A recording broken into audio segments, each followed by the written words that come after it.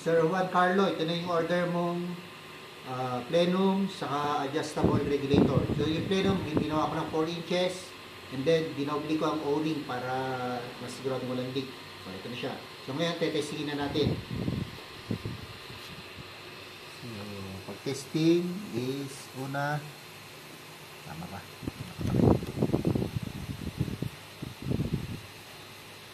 Okay. Then ating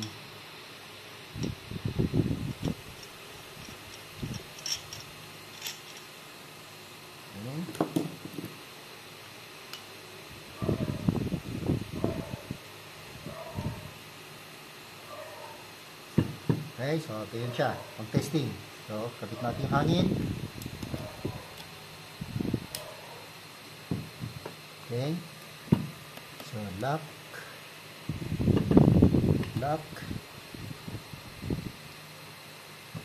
Pressure on. Yeah.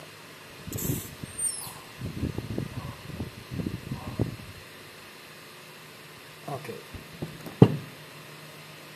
So, as per your request, nakaset siya sa 1,800. So, ito yung sa digital gauge, 1806. Release na natin to.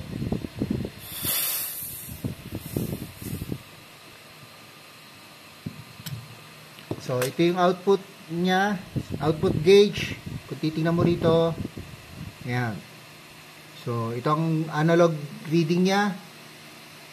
Kung sa analog is nasa 1850, 1819 mga bandaron.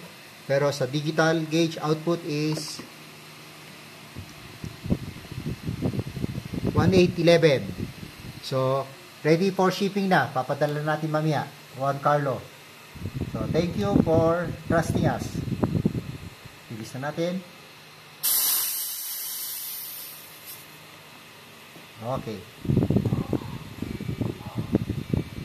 Ay, hindi ko na tatanggalin yung ano. Tapos ko na lang yan. Ito na lang.